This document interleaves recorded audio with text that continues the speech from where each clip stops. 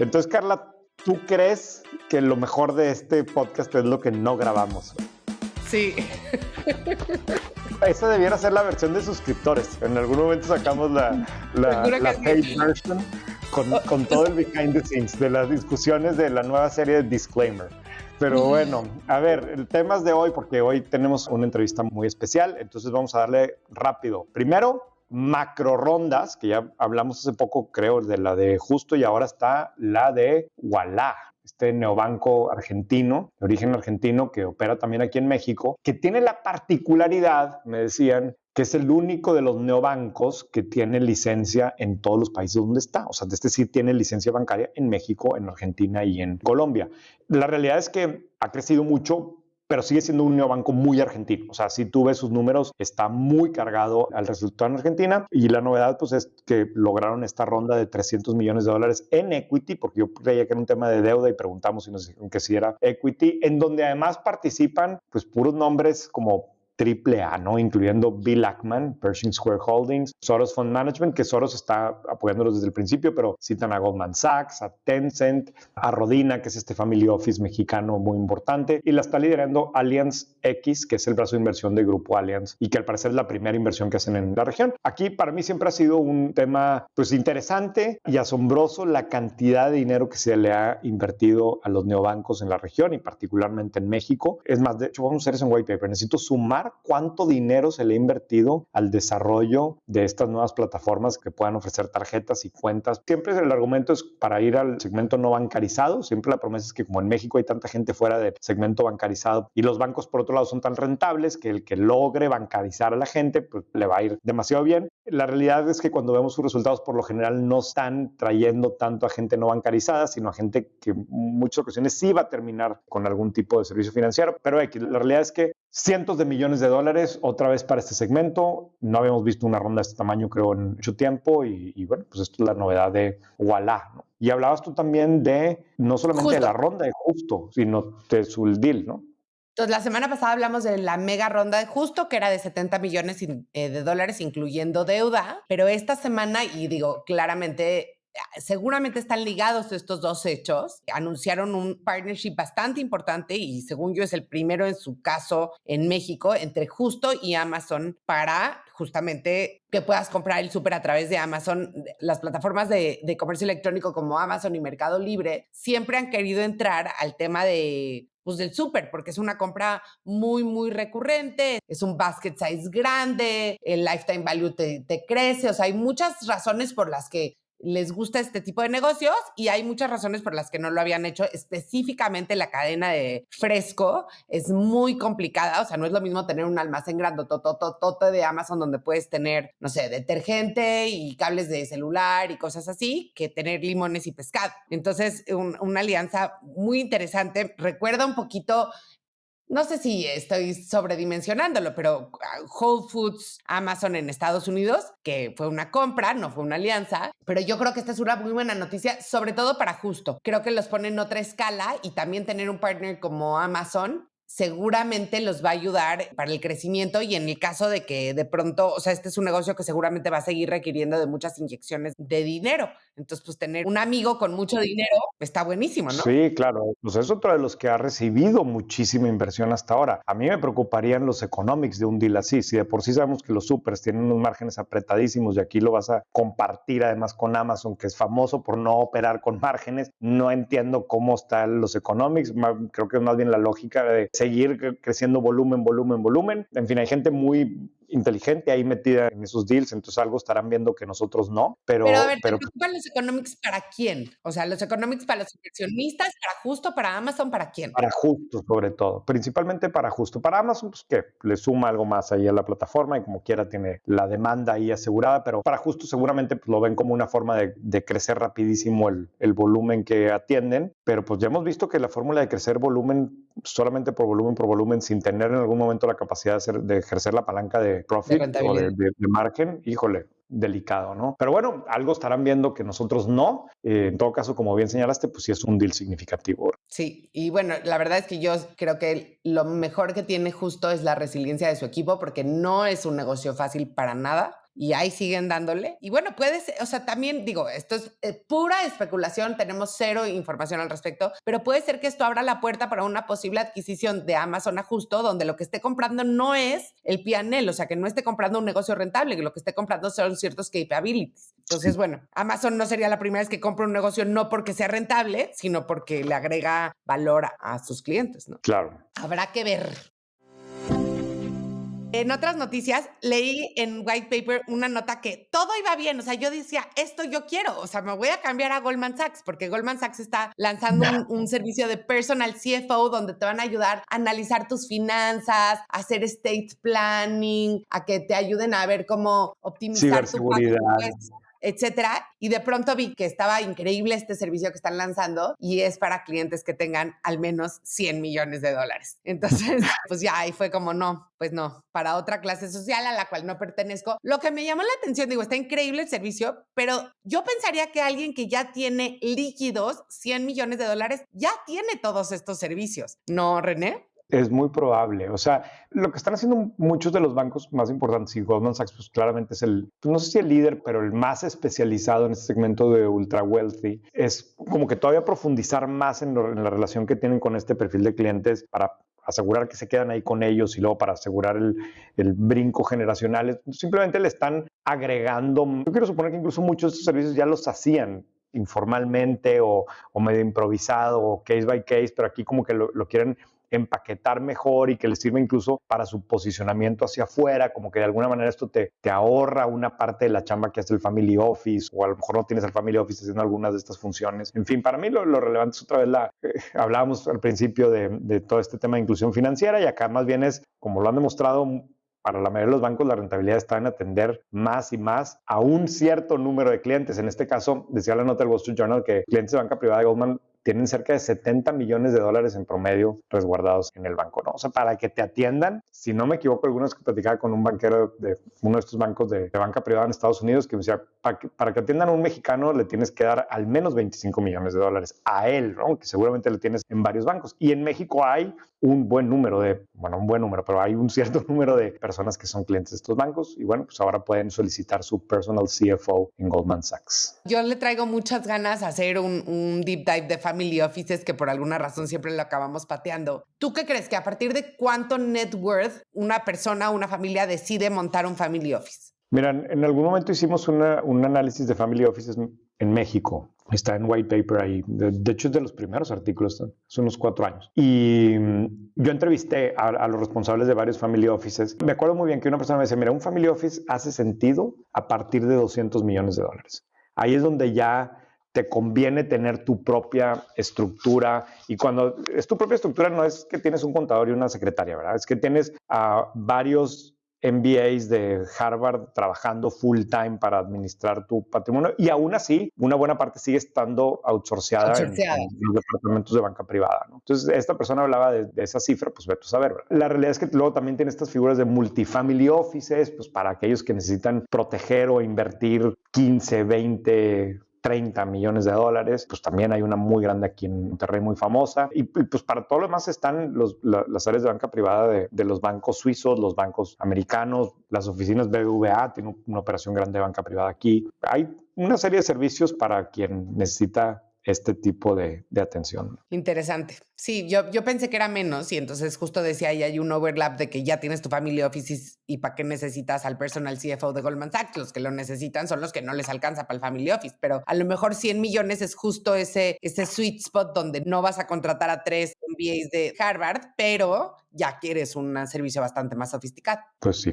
efectivamente.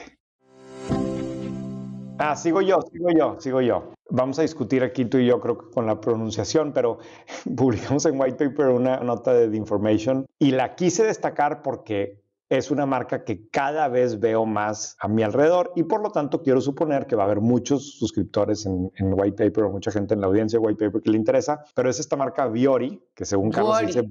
No se dice Vuori porque yo escuché la entrevista del fundador y se dice Vuori. ¿Pero dónde está la I? Se escribe V chica U-O-R-I. Pues sí, pero el fundador le dice Vuori cuando habla de la marca y no me acuerdo cuál era la razón, pero ok, la cosa importante es que está logrando una evaluación de $5,500 millones.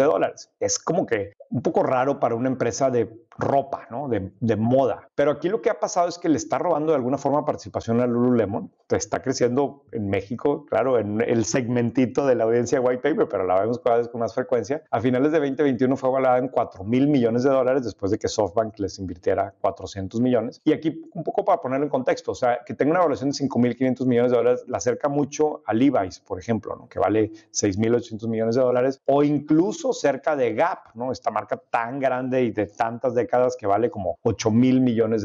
Lo que me parece sobresaliente de Vuori es que es una empresa en un segmento completamente tradicional, o sea, hace ropa de moda y que tiene muy poco tiempo, o sea, según yo tiene menos de 10 años, pero desde que surgió como que la empaquetaron como una marca no de tecnología, pero que de alguna forma ha vivido cerquita del mundo del venture capital, ha hecho estrategias más parecidas a una empresa de tecnología para crecer.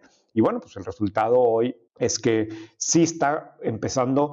Evidentemente, en su nivel de ventas no va a ser para nada similar al de una marca como Levi's o como Gap, pero yo quiero creer que le pudiera pasar algo como le pasó a On, ¿no? Que On no es que estuviera realmente compitiéndole a Nike por la cifra de ventas, pero sí robándole participación en determinados segmentos que son sumamente valiosos, que son como early adopters o que son delicados para las marcas, ¿no? Y creo que estos tipos lo han hecho muy bien. Lo han hecho muy bien. El otro inversionista que acaba de entrar es General Atlantic, este fondo que es uno de los fondos más grandes del mundo. Entonces ya tienen a dos de los inversionistas más grandes del mundo, a SoftBank y a General Atlantic. Y hablan de la tendencia del athleisure como algo súper importante. La verdad es que creo que Vuori es, Vuori. en mi opinión, Vuori. Es, en mi opinión, como la evolución de Lululemon, no en la parte deportiva, o sea, en la parte deportiva no sé bien cómo compiten, pero esta tendencia que puso Lululemon de te puedes vestir de pants para tu vida diaria, creo que ellos la hacen un poquitito más elegante. Y yo no sé si tú ya, o sea, te vistes de athleisure o si tu camisa es de una marca normal, por ejemplo. Pero mi esposo ya toda su ropa, aunque parece ropa de día o ropa de trabajo, ya que la tocas es ropa de ejercicio, ¿no? Sí, de materiales más de ropa de ejercicio. Y por último, queríamos hablar hoy de Robe Grill, este influencer que a mí me encanta, es jovencísimo este chavo, que es youtuber de temas que tienen que ver con la parrilla, ¿no? O sea, es un grilling influencer. Sí. De asador, y acaba de darle la NFL los derechos de transmisión de uno de los juegos de la NFL, del juego de Giants contra Panthers, que no tengo idea si es un buen juego o no. Tú igual y me puedes decir, aunque creo que tú tampoco tienes idea. No, sí tengo idea. Ah, bueno, ahorita nos cuentas, pero para que lo transmita en su canal de YouTube. Es una noticia realmente muy distinta a lo que habíamos visto, porque además los derechos de transmisión son como la joya de la corona de las ligas deportivas, ¿no? Y es su carta más importante de revenue, y las televisoras también es como el último evento en vivo más importante que sigue generando montonales de audiencia que entonces las televisoras pueden monetizar a cambio de CPMs muy, muy grandes o costos por punto de rating muy, muy altos en ellos. Entonces llama la atención todo lo que tuvo que pasar para que le dieran parte de los derechos de transmisión a un youtuber. Sí, a ver, creo que o sea, no es tanto que le dieron los derechos de transmisión, sino por lo que leí, ¿no? de la nota, pero es como que pues no sé, una prueba o un deal que hicieron entre YouTube, la NFL y Robe Grill. Vamos a probar cómo nos va transmitiendo un juego del domingo pasado en el canal que tiene Robe Grill, donde tiene una audiencia de no sé cuántos millones, pero muchos millones de personas. Y evidentemente también, incluso quiero suponer que el perfil de la audiencia al que le llega Robe Grill, que está haciendo cosas sofisticadas en un asador, es perfectamente similar al que quiere la NFL en un lugar como México. Incluso me atrevería a decir que probablemente quiere más esa audiencia que la audiencia que hay en los canales tradicionales en un país como México. Quiero suponer, o sea, que para la NFL dice, oye, si yo quiero llegarle a este segmento demográfico que se comporta así, que tiene este cierto nivel, etcétera, es más fácil que me lo tope viendo un video de Robe Grill que viendo el canal de las estrellas o algo así, ¿verdad? Entonces, aquí es importante destacar también que la NFL es una liga que constantemente está probando cosas nuevas. O sea, hizo el año pasado los deals con Nickelodeon o sea, sí está consistentemente viendo cuáles son los canales en donde va a conectar mejor con la audiencia. Es importante destacar que la NFL está haciendo un esfuerzo muy importante por crecer fuera de Estados Unidos, con juegos fuera de Estados Unidos. Hasta la última vez que lo chequé, México era el segundo país en fandom de la NFL. Era un distant second, pero igual era el segundo. Sí, pero pues otra vez estamos viendo aquí que se están legitimando estas nuevas plataformas. YouTube no es que necesite legitimarse como plataforma, ya han estado transmitiendo juegos desde hace tiempo, pero aquí la conexión de que sea por medio del canal de un influencer mexicano especializado en carne asada está súper interesante, pero súper interesante. No sé qué tan replicable sea o si es algo que van a repetir. No sé cómo les fue, esto fue el domingo pasado, pero el que estén haciendo esas pruebas, pues habla de hacia dónde va el acceso que tienen las nuevas plataformas y en este caso, pues los influencers para lograr acuerdos con organizaciones tan complejas y tan delicadas como lo puede ser la NFL, ¿no? Sí, y digo, nada que ver, pero también hemos estado escuchando la influencia desmedida que tuvieron en las elecciones de Estados Unidos, justamente las plataformas de influencers, específicamente los podcasts como los de Joe Rogan, etcétera. Entonces sí pareciera como que estamos entrando en una era de oro de los influencers, de las cuales tú y yo estábamos un poco escépticos hace tan solo unos meses. Sí, sí, definitivamente. Bueno, muy bien. Bueno, ahora yo tengo la duda de la semana. Y esta duda sí es una duda muy fuerte para mí, ¿ok? No sé si últimamente te has subido a algún avión específicamente de Aeroméxico. La verdad es que Ya sé. A ver, es dime, una ya sé a muy... dónde vas, ya sé a dónde Ya vas. sabes a Dime, dónde voy. dime. O sea, Sí, todo bien, la verdad es que no tengo ninguna queja. En general han salido a tiempo los aviones, la gente es muy amable, me ponen mis millas, todo bien. Y de repente me subo al avión, sobre todo cuando son vuelos, siempre pasa, pero específicamente cuando son vuelos muy temprano o muy tarde, me vuelvo loca. Me quiero descansar y me ponen fuertísima la publicidad. O sea, no hay manera de bloquearla. Le suben el volumen, no te dejan ponerte audífonos y me tengo que chutar comerciales primero de Aeroméxico, que bueno, ok, podrías decir, ok, me quieren dar un mensaje importante, y luego de una automotriz, una joyería, a veces un banco, y la verdad es que yo siento que ensucia mucho la experiencia del usuario a bordo, y mi pregunta es, la duda es, ¿qué tan importante puede ser en el revenue, en el P&L de una aerolínea, el concepto de publicidad a bordo, como para dañar tanto la experiencia de usuario? O sea, yo creo que baja el NPS. Igual y estoy mal, igual y la gente sí, ama que le pongan el Volvo, pero, o sea, sí. ¿por qué lo hacen? Yo creo, Carla, que no debe ser tan significativa en la parte de revenue, pero sí en las utilidades. O sea, como esto es puro margen, ¿verdad? Y pues las aerolíneas están buscando cómo mejoran sus márgenes, ¿no? Si te fijas, todos traen cada vez más publicidad y bueno, ya no solamente las aerolíneas, ¿no? Desde las plataformas de delivery hasta los Ubers que traen ahí pantallas, hasta todo mundo quiere ofrecer canales alternativos de publicidad. Y pues la aerolínea, particularmente una como Aeroméxico, te permite pues, segmentar bastante bien porque el perfil de la gente que viaja en Aeroméxico pues, es como un poco diferente y se hace atractivo para algunas marcas y Aeroméxico debe tener una gran experiencia vendiendo publicidad. Entiendo el impacto que pueda tener en las utilidades, pero yo sí creo que pueden incluso estar perjudicando a las marcas que deciden anunciarse en el vuelo de las 6:20 de la mañana y te lo ponen en todo volumen. O sea, creo que ahí es un tema de decir, oye, pues sí, voy a forzar a mis pasajeros que los tengo de rehenes a que se chuten toda esta publicidad, pero híjole, no lo voy a hacer en el vuelo de las 6 de la mañana ni en el de las 10 de la noche, ¿verdad? Porque va a ser muy, muy molesto. Yo no sé si alguien lo esté viendo así o esté analizando esa parte. Yo si tuviera una de las marcas que se está anunciando ahí, pues sí me preocuparía con qué sabor de boca se está quedando el pasajero, ¿no? Pero bueno, que alguien nos diga. Sí, y entiendo lo que dices. A ver, yo que trabajé en el mundo de las revistas una época, la revista Vuelo, que ahora se llama Aire y que ahora ya no es una revista, era la página de publicidad más cara de este país. La página de publicidad en revistas más cara de este país era la revista a bordo de Aeroméxico, porque claro, porque decías, tienes cautiva a la audiencia. En esa época no había celulares que pudieras hacer millones de cosas, entonces todo el mundo leía la revista. Entonces, por una parte lo entiendo, pero por otra parte sí creo que es este reflejo de a veces las organizaciones no piensan holísticamente en todo el valor que le dan al cliente y entonces alguien está luchando por tener un comercial más porque le va a dar un poquito más para su bono, sin pensar eso cómo afecta la experiencia del pasajero, ¿no? Sí, de acuerdo. Bueno, hoy queremos hacer algo un poquito distinto a lo que siempre hacemos. La verdad es que René y yo siempre decimos que no nos gusta hablar de política, pero hay temas de política que son demasiado importantes para los negocios como para no hablar de ellos. Específicamente queremos hablar de cuáles son las perspectivas de la relación bilateral entre México y Estados Unidos con el recién electo presidente Trump en su segundo término. Y la verdad es que como ninguno de los dos somos expertos, Definitivamente. invitamos a Rodrigo Pacheco, reconocidísimo periodista de negocios, que además es buen amigo del podcast, y que a mí me gusta mucho cómo explica las cosas porque es cero alarmista. Entonces, cuando dice que algo va a estar difícil, ya me pongo preocupada. ¿Cómo estás, Rodrigo? Muy bien, pues la verdad es que un gusto estar con ustedes, muy admirados también por mí, hacen un espléndido trabajo, los escucho mucho y bueno, qué gusto y qué honor estar aquí. Oye, Rodrigo, y estás en Roma. Sí, estoy en Roma ahora. La verdad es que, bueno, pues ya habrá tiempo para contarles eso, pero un proyecto interesantísimo de la tecnología con la religión. Han hecho algo extraordinario. Entonces eso ando haciendo por acá, pero ya voy a regresar en un rato.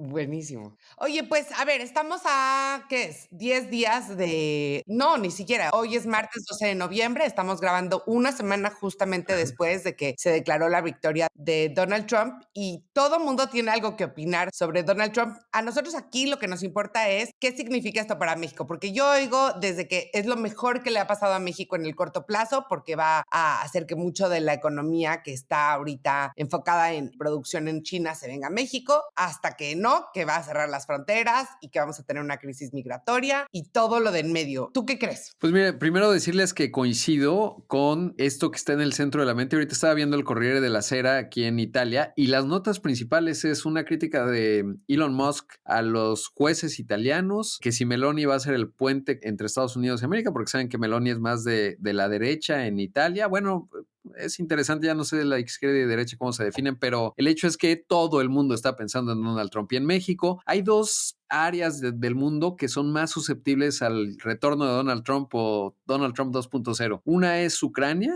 y la otra es México. Y creo que eso lo ven inversionistas, en fin, todo el mundo lo está observando. Ahora, ¿cómo entender la relación México-Estados Unidos independientemente de Trump? En mi opinión, pues son tres ejes que están muy claros y muy planteados. Migración, o sea, les importa mucho lo que ocurre en su frontera con México en términos de los migrantes que cruzan por ahí, no solo mexicanos, obvio, sino muchos de Centroamérica, haitianos, venezolanos, etcétera. Entonces, migración es uno que se ha convertido en esta elección que acaba de pasar en el centro de preocupación y en uno de los resortes importantes del voto en Estados Unidos. Lo segundo es la seguridad. Y ahí sí creo que los más de 100,000 estadounidenses que mueren por sobredosis, por fentanilo, hay que dimensionarlo. El otro día alguien me lo decía, son más del doble de los que se murieron en la guerra de Corea, cuando Estados Unidos estuvo en la guerra de Corea. Más de los que se murieron en la guerra de Vietnam. Es un asunto grave. Sí que tuve la oportunidad de estar hace unos días en Seattle y es tremendo. O sea, hay sectores enteros de la población estadounidense que se están muriendo y eso ha generado una presión política. Digamos, siempre los que hemos visto y estamos muy acostumbrados como México, leía por cierto una entrevista que le hizo Diego Osorno, bueno, la referencia, este gran periodista al Mayo, y ahí Mayo decía, a ver, pues nosotros no, nuestro negocio no es la violencia, es cumplir una necesidad que tiene Estados Unidos. De acuerdo, esa es la visión clásica del tráfico de drogas. Creo que como se están muriendo tanto por sobredosis, a diferencia de otros momentos con tanto la heroína, la cocaína, la marihuana, que la cocaína venía de Colombia, que ahora sí les está generando una presión política inmensa a cualquiera que gane una posición de responsabilidad en la Unión Americana. Y eso es muy importante. Y lo tercero, obviamente, el tema comercial. En el tema comercial, el nombre del juego se llama ¿Cómo le cerramos el paso en la región Norteamérica a China? Yo no soy tan optimista. Hace un rato platicaba con Gabriel Casillas de Barclays, espléndido economista, y él, esta visión de Wall Street diciendo todo va a estar bien, no se preocupen, Donald Trump pues siempre es muy brusco en sus negociaciones, nos asusta mucho, pero luego todo llega a buen fin. Hasta ahora mi marco de referencia para entenderlo, yo creo que en el corto plazo, pensando corto plazo, de aquí a mediados de 2026 nos va a dar dolores de cabeza importantes, pero estratégicamente, digamos en el mediano plazo, pensando 2 años hacia adelante, es muy difícil en mi opinión que Estados Unidos quiera desvincularse con China y competirle a China sin México y sin Canadá, pero sobre todo México, porque la estructura de costos que le pone México a la región Norteamérica cambia a la región. Si Estados Unidos, por ejemplo, hay un gran documento de la Alianza de Productores de Semiconductores, es muy interesante, lo van actualizando cada año. En el 2024 les faltan como 130,000 gente para poder transformar la cadena de valor de los semiconductores, pasarla de Asia hacia Norteamérica. No les alcanza. y ya con eso termino porque ya me di cuenta que soy de respuestas muy largas. Tuve la oportunidad de estar en un centro de empaque de chips de Microsoft. No saben el grado de complejidad que tiene, pero no les va a alcanzar la cantidad de personas de Estados Unidos para hacer eso. México puede jugar una parte bien importante en semiconductores, no creo que fabricarlos, pero sí en el empaque, en distintos procesos, y eso eventualmente nos tiene que integrar a la región Norteamérica, pero creo que 2025 y 26, en lo que serán todos los ajustes que va a plantear Donald Trump, vamos a sufrir. Trato de ser muy ecuánimo, pero sí creo que pensar que Donald Trump pues es la reedición del 2017-18, me parece que no tanto. Yo quiero entender entonces con qué va a sustituir, porque, a ver, si definitivamente lo que él ha dicho es que su primer enemigo, o no sé si llamarlo enemigo, es China en términos comerciales, ¿no? Entonces, si quiere dejar que China sea la fábrica de Estados Unidos, parte de esa capacidad la quiere repatriar, ¿no? Entonces quiere que vuelva a haber muchos trabajos de manufactura en Estados Unidos. Ok, pero no le va a alcanzar, o sea, tú mismo lo dices. Entonces, ese spillover, esa derrama, ¿qué tal? Quiero que a fuerzas me digas que va a ser bueno para nosotros. ¿Crees que el efecto nearshoring más bien se va a frenar? Y entonces, ¿cómo va a sustituir esta producción? Porque ni Canadá ni Estados Unidos van a tener la capacidad. Sí, te voy a decir que hace poco entrevistaba a Duncan y me decía, acabo de hablar con gente cercana a ¿Quién Donald es Trump. Duncan? Duncan Wood ahora es el Pacific Council en la versión Los Ángeles, un tipo que conoce muy bien la relación. Ok. La verdad me sorprendió, me decía, Donald Trump está muy enojado con México. Sabe que si daña a México se va a hacer daño, pero sabe que el daño de México es mayor. Y entonces nos va a presionar de una forma muy agresiva, porque antes de lo que estás diciendo, es decir, esta rivalidad estratégica con China, tiene una presión doméstica inmediata que se llama migración y fentanilo. Primero va a resolver migración y fentanilo y después va a preocuparse por cómo está la posición de Estados Unidos versus China. Es decir, lo de China estamos hablando de 5 o 10 años en el futuro. Lo de migración y fentanilo lo tiene que resolver en los siguientes meses porque es uno de los mandatos que le dio el voto. Entonces, por eso creo que en el mediano plazo nos va a ir bien, en el muy corto plazo, año y medio, vamos a sufrir porque nos va a presionar de una manera altamente intensa y a ratos errática. Eso es lo que coincido contigo. O sea, es decir, es difícil pelearse con México y con China al mismo tiempo, pero nos va a presionar mucho porque tiene un poco más de tiempo que nosotros. A nosotros nos aplica un arancel de 25%. En ciertas áreas yo no creo que lo haga a rajatabla porque rompería a las empresas estadounidenses y lo puede hacer y nuestro tipo de cambio y nuestra economía se va a lastimar de manera significativa. Pues un año. Nosotros nos va a costar mucho trabajo, él lo puede aguantar. Y la otra que también puede ocurrir es que hay zonas de Estados Unidos, Kentucky, Alabama, Mississippi, etcétera, que pues no han crecido. Esa inversión que a lo mejor no viene a México, que en México puede ser muy competitivos los márgenes por la estructura de costos, pero en Mississippi y Kentucky no les caería mal, ¿eh? Entonces, en una de esas puede reconfigurar y una suerte de populismo, porque eso es para mí lo que es Trump, pues llevar ahí inversiones a zonas de Estados Unidos que finalmente ya están integradas ahí. Lo que creo que es muy difícil que pueda replicar que tiene en México, pues es la estructura de salarios, ¿no? O sea, como sea un trabajador de Kentucky, de Mississippi o de Alabama, te va a cobrar un salario mínimo por lo menos de 10, 15 dólares la 10 hora. veces más. No hay punto de comparación con los mexicanos, que además somos mucho más chambeadores y productivos, hay que decirlo. Oye, Rodrigo, me queda la duda cuando dices que nos va a presionar. ¿Qué significa para efectos prácticos? O sea, ¿realmente la posibilidad de implementar barreras, tarifas de un momento para otro o simplemente un tema de que va a estar grite y grite y va a estar utilizando los medios como ha sabido utilizarlos muy bien, como también lo decía a su momento López Obrador, ¿no? Pero más un tema de presión mediática que real? Puedo suponer que va a presionar a las empresas gringas para que no se vengan para acá, ¿no? Como lo hizo en su momento y ese tipo de cosas, pero de ahí a realmente imponer una barrera arancelaria, ¿sí lo ves algo factible así en el corto plazo? Yo sí pensaría que puede aplicar ciertos aranceles en áreas muy específicas. Sí lo voy haciéndolo y creo que nos va a presionar en el ruido, es decir, mediáticamente como lo hizo en el pasado y en el fondo, no solo digamos en la parte económica. Sabes que un día me puse a revisar cuántas agencias de entidades de Estados Unidos tiene México. Es el país que tiene más agencias de Estados Unidos, o sea, representación del Departamento de Agricultura, del Departamento de Comercio, de los que me digas. El país que tiene más oficinas del FBI fuera de Estados Unidos es México. Y entonces de repente perdemos de visibilidad la cantidad de canales de comunicación que hay en México, Estados Unidos, en términos de agencias. Entonces, lo que ocurrió con el Mayo, que hoy no tenemos tanta claridad si se entregó, si lo atraparon, si fue un comando de ellos, etcétera, muestra esos canales. Es decir, súbitamente una sola carta de el Mayo te estabiliza un gobierno como el de Sinaloa. Si habla más o si Estados Unidos tiene en sus manos información muy importante vinculada a México que te puede políticamente generar costos inmediatos. Entonces, cuando Estados Unidos se pone a negociar contigo y te dice, oye, de verdad nos interesa tal punto, como lo hacía el estilo Biden, y de repente te quitan la categoría 2, te ponen 10 alertas el Departamento de Estado para no ir a México. Tiene una cantidad enorme de mecanismos para generarle presión a México que no solo tienen que ver con tarifas, ¿no? Con aranceles.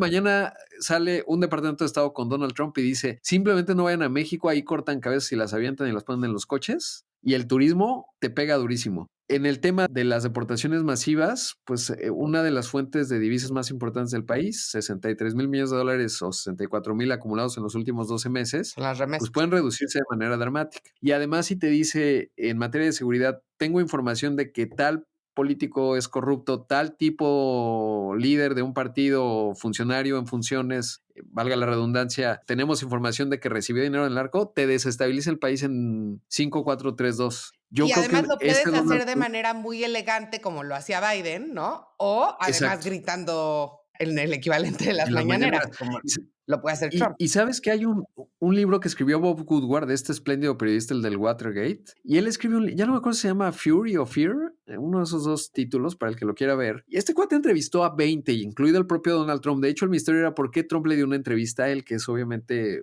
pues, no un periodista a modo. Y ahí cuenta Woodward que en algún momento Donald Trump dijo, oigan, ¿y por qué no les aventamos unos Patriots ahí a Sinaloa, ¿no? Al cártel. Y entonces que el secretario de la defensa, el líder del Pentágono, entonces le dijo, no, presidente, ¿cómo creen? No haga eso, oiga, no. Y ya lo lograron distraer y contener. Yo creo que en esta etapa Donald Trump sí va a hacer acciones unilaterales en contra del crimen. O sea, declara a los cárteles organización terrorista y eso le da a Estados Unidos automáticamente una serie de posibilidades que hoy no tiene. Eso lo veo. Entonces sí creo que vamos a vivir un tiempo muy tumultuoso y vamos a ver qué tan rápido puede responder México. Porque hay que decir que además la presidenta Claudia Sheinbaum, a diferencia de López Obrador, que podía, digamos, con la enorme credibilidad que tenía López Obrador, pues se podía comer capital político y decía, pues pongo 28 mil miembros de la Guardia Nacional y el costo político que pagó López Obrador en esa coyuntura, ¿se acuerdan? Verano del 2019, pues es cero. Claudia Sheinbaum no está en la misma situación y como va arrancando su gobierno necesita construir legitimidad, entonces eso la puede hacer más susceptible a responder mal en Estados Unidos. Ya con esto termino esta parte, pero ¿se acuerdan de este libro que escribió el ex embajador David O, que se llamaba El oso y el puercoespín y definía la relación México-Estados Unidos como que México es un puercoespín muy susceptible del nacionalismo, así no me veas feo porque me saco las espinitas. Me encrespo. Exacto. Y Estados Unidos, pues es este oso enorme que un poco le da igual, ¿no? De repente va caminando por ahí, te pisa y pues, ni se enteró. Y si regresamos a esa dinámica, porque yo creo que desde Peña Nieto y López Obrador, México ya fue más listo, ya no fue tan susceptible en muchas cosas, fuimos más pragmáticos. Me parece que Claudia Sheinbaum sigue siendo pragmática, se ve en las declaraciones y en los mensajes que ha dado, pero pues también puedes regresar rápidamente al nacionalismo si enfrente se te pone un líder nacionalista que te empieza a maltratar. Me tienes ahora sí que aprendiendo cosas que no tenés ni idea. Oye, ¿y qué más estás escuchando del lado mexicano? O sea, aparte de que Claudia todavía se tiene que ganar la legitimidad y su postura parece ser como más racional, pero desde el punto de vista más bien como estratégico, ¿cuál es la postura que está tomando la autoridad de nuestro lado? Pues mira, yo lo que voy recogiendo del lado mexicano es que están siendo muy pragmáticos. A mí me parece buena idea que esté ahí Marcelo Ebrard, porque es un tipo que negoció, ahí lo escribió John Ashcroft, que era el secretario de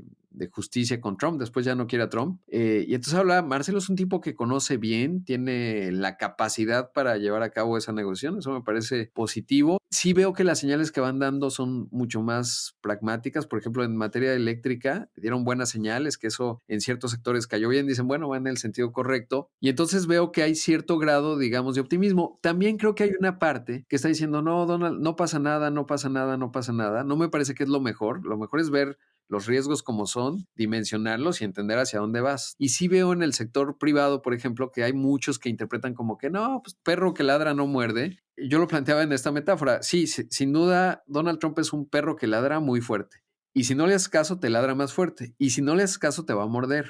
Y entonces, finalmente, ¿qué es morder? Pues que te tiene que mover el tipo de cambio para ver que hay consecuencias reales y dolorosas para México. Y entonces si él sube la temperatura, como los mercados me han sorprendido relativamente, ¿no? Porque ladra y el tipo de cambio sí se mueve, pero no se mueve como antes, porque ya hay una parte de curva de aprendizaje. Pero cuando venga a negociar, si él ve que ladra y aquello realmente no le haces mucho caso, pues va a ladrar más fuerte y si sigue sin hacer caso, te va a tener que morder. Pero tiene que, porque es su forma de negociar. No hay manera de que sea de otra. O sea, él está hecho así. Esa es mi postura. Entonces yo sí veo que hay una parte de negación que la hemos visto en distintos ciclos de no pasa nada hasta que pasa, ¿no? Y afortunadamente hoy llegamos a un país que está en unas condiciones, pues depende de dónde esté uno, ¿no? Pero yo lo veo relativamente bien, entre comillas, entre muchas comillas. Ya no hablamos de la reforma del Poder Judicial y eso que me preocupa como ciudadano, pero sí creo que a mí me gusta mucho este marco de referencia que tiene Nassim Taleb, el que escribió El Cisne Negro. Y Nassim dice, no seas un pavo antes del Día de Acción de Gracias. Y lo digo de la siguiente manera. Lo que dice Taleb es, imagínate unos pavos que pues llega un pavo y les dice, oigan amigos pavos, ya viene el Thanksgiving, tenemos que huir porque nos va a haber matazón de pavos. Entonces todos los demás pavos le dicen, no te preocupes, a ver, los datos no te respaldan. ¿A poco no cuando nos enfermamos nos inyectan, nos curan? Sí. Nos dan comida, nos quieren mucho, sí.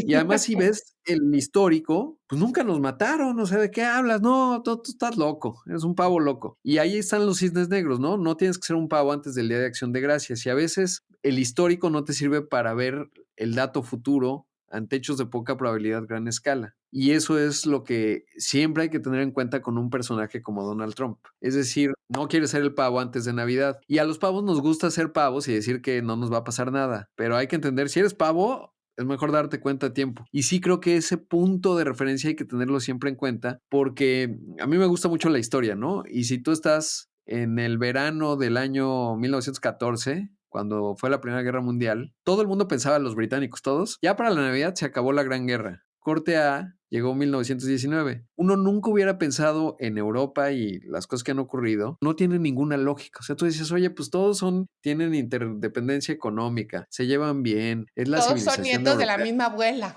Exacto.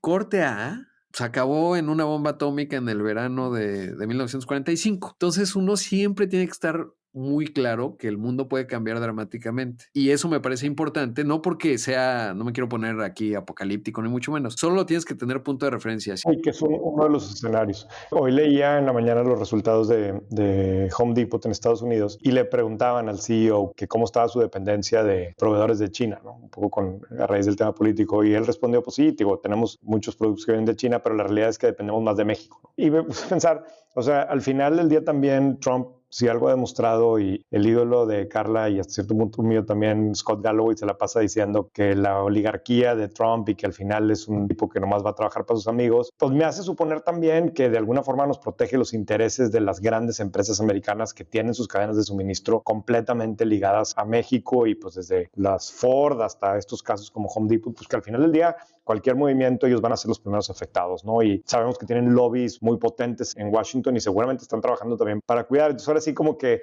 estar en la balanza para Trump, ¿qué tendrá más peso? Si cumplirle al votante de Arkansas que le dijo no sé qué cosas, o a sus amigos, a su gente cercana que espera que le siga yendo cada vez mejor a su negocio y que la acción de su empresa esté mejor. Y si eso implica cuidar la cadena productiva hacia México, pues yo quiero suponer que habrá esa posibilidad. Pero como bien señalas, si algo sabemos es que esto es completamente impredecible, ¿verdad? Oye, o la eterna Sí. romántica y optimista que soy yo, o a lo mejor hay una tercera vía donde puede quedar bien con Dios y con el diablo, ¿no? Porque la verdad es que el tamaño es suficientemente grande como para ayudar a las dos. Tengo una pregunta que no es económica, es más política, pero te quiero preguntar esto, Rodrigo. A ver, toda la campaña de Trump y todo su discurso, mucho se ha tratado de hablar muy mal de los mexicanos, ¿no?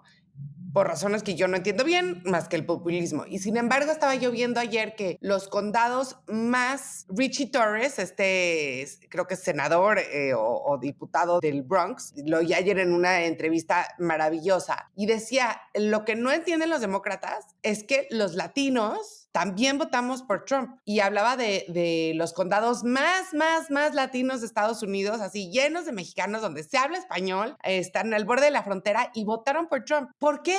Pues mira, no sabemos. Yo creo que ahorita, no saben, me estoy escuchando, les recomiendo mucho un podcast que se llama The Rest is Politics, que conduce un tipo muy brillante. No me acuerdo el nombre de la conductora, pero es Scaramucci. tipo brillante, trabajó con Trump, entonces te dice una serie de cosas muy, muy, muy buenas. Es el que entrevistó a Scott Galloway esta semana, Carla. No lo he Tipo oído. brillante. Justamente lo entrevistó esta semana a raíz del triunfo de Trump. El triunfo de Trump. Y entonces, bueno, se lo recomiendo. Pero yo sí creo lo que decía Reagan, ¿no? Reagan lo tenía muy claro, Ronald Reagan. Decía, lo que pasa es que los latinos son republicanos, pero nadie les ha avisado. Porque si te das cuenta cómo somos los latinos, o bueno, cómo son los latinos que están en Estados Unidos, les gusta mucho la familia, son religiosos, altamente religiosos, tienen valores que empatan mucho con el republicano. No sé cómo les ha ido a ustedes, pero cuando me ha tocado ir a Texas mucho, obvio, como pues, todos los mexicanos vamos mucho a Estados Unidos, y alguna vez fue un partido a ver a los Dallas, a los Cowboys, y era un mexicano, mexicoamericano, casado con una estadounidense guaspa, o sea, una rubia, ¿no? Estabas platicando y me decían, no, hombre, es que los demócratas están locos, básicamente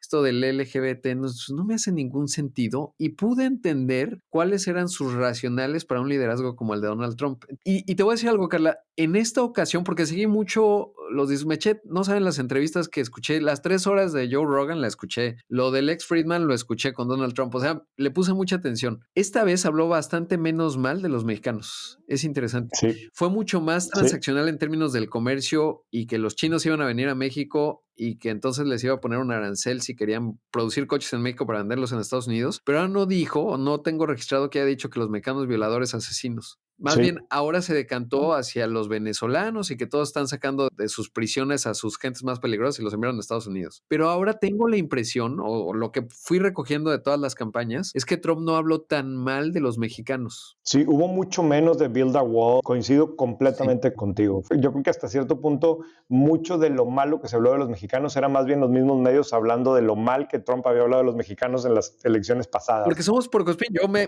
declaro que yo no supero a Donald Trump. O sea, no puedo.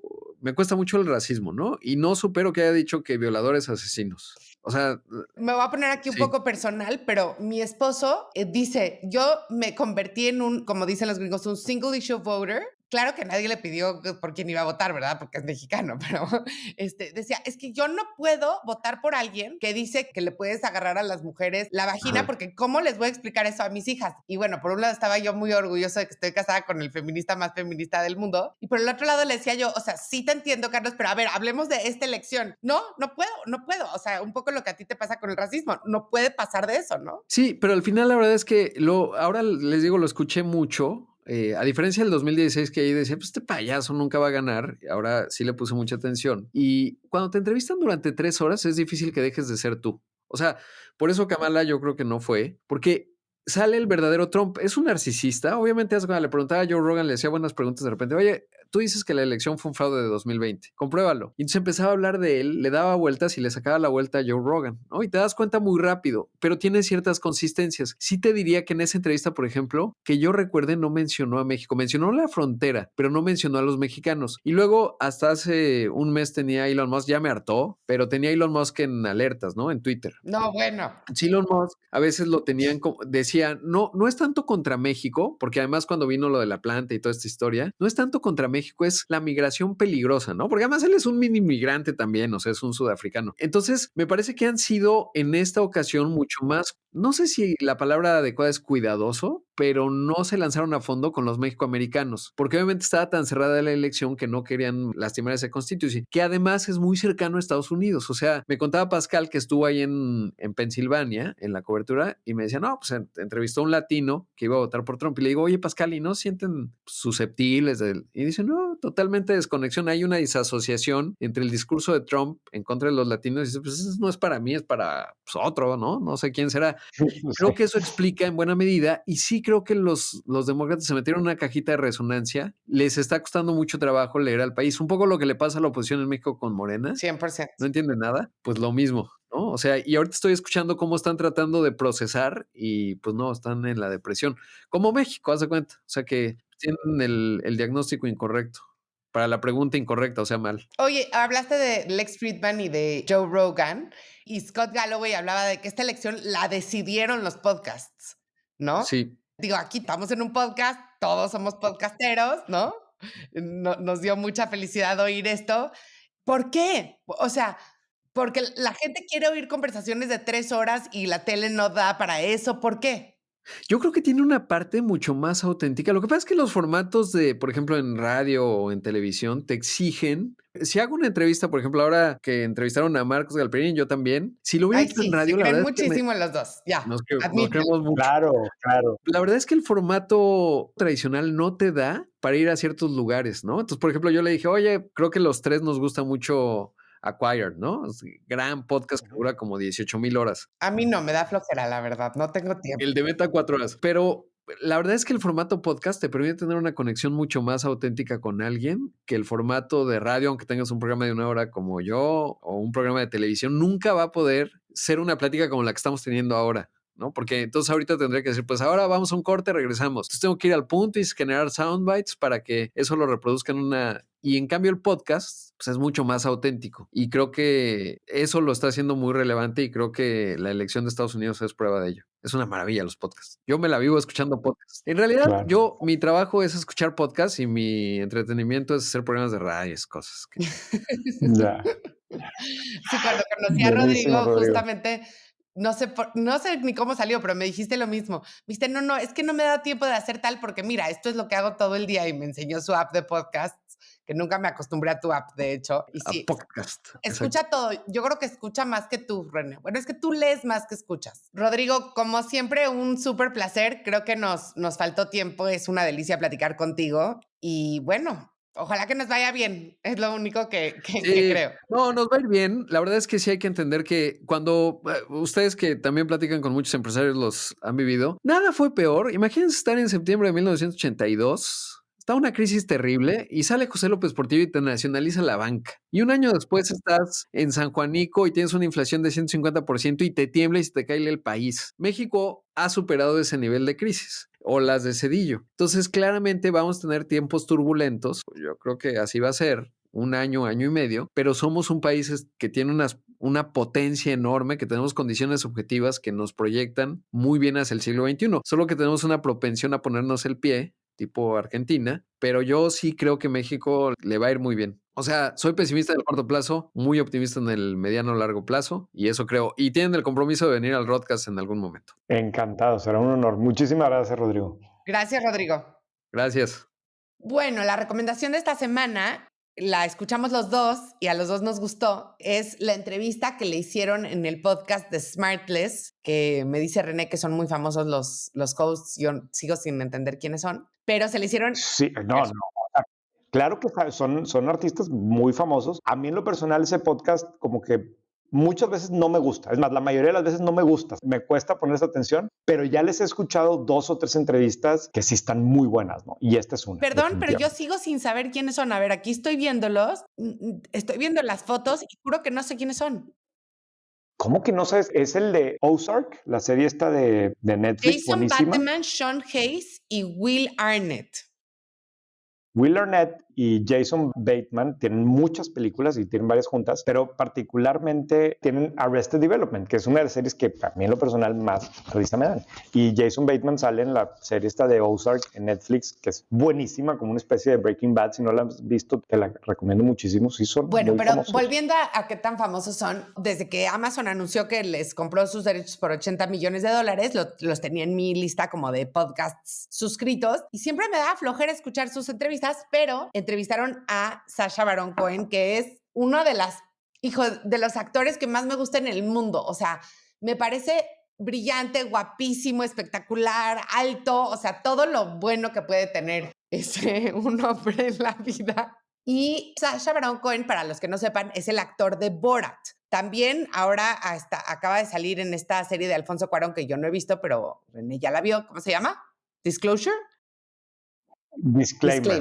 Disclaimer. O sea, he visto 3 capítulos. Y es un actor que no, casi no da entrevistas, es bastante privado, casi no tiene redes sociales. Y entonces fue una entrevista interesante de cómo me hubiera gustado que durara 2 horas, ¿no? Es así para que veas, porque me quedé con muchísimas preguntas, pero habla del proceso creativo de cómo ser un actor que al mismo tiempo que los demás no saben que es un actor, ¿no? Como cuando hacía Ali G y Borat. Yo lo conocí por Ali G, no sé si tú te gustaba Ali G, pero todavía hasta la fecha de repente busco las entrevistas de Ali G. Ali G es el mejor personaje que tiene desde mi punto de vista. Ya. Pues no lo ubico, pero a mí el episodio también me gustó muchísimo. Me pareció un tipo como muy culto, que explica muy bien las cosas y a mí Borat pues sí me da mucha risa. Busca a Ali G. Y en la serie está el Disclaimer, está como grueso el actor, personaje. además, actor es espectacular. Hay otra serie en Netflix que se llama El Espía, que es una historia verdadera de un espía israelí. Ah, sí. Es Buenísima. espectacular. Sí. Buenísima. Sí. Sí, coincido. Entonces, bueno, contigo. vale la pena Muy bien. escuchar la entrevista. Y bueno, pues ya estamos. ¿Qué tienes esta semana, Carla? ¿Algo interesante Esta o no? semana, René y yo vamos a ir a la fiesta del emprendimiento mexicano. Vamos a ir a la gala de Endeavor, que es el miércoles. O sea, cuando ustedes oigan este podcast, ya va a haber pasado la gala de Endeavor. Y es una fiesta muy padre, la verdad, porque van los mejores emprendedores de México, muchos mentores, muchos empresarios que los apoyan. Se reconoce a un emprendedor del año, a un empresario del año. Y bueno, pues ahí les platicaremos cómo nos fue. ¿Pero por qué? ¿Tú tienes algo muy importante o por qué me preguntas eso? No, nomás porque acuérdate que dijimos que íbamos a echarle más ganas con el cierre. Entonces, estoy viendo qué decimos en el cierre. Sí. Pero bueno, sí, no, yo sé, yo voy a ir al podcast de Blanca Juana, nuestra amiga. Muy bien. Mañana, ¿Vas a hacer un he for she? A ver qué tal. Voy a hacer un he for she y luego pues nos vemos en la gala. Buenísimo. Muy bien, mil gracias.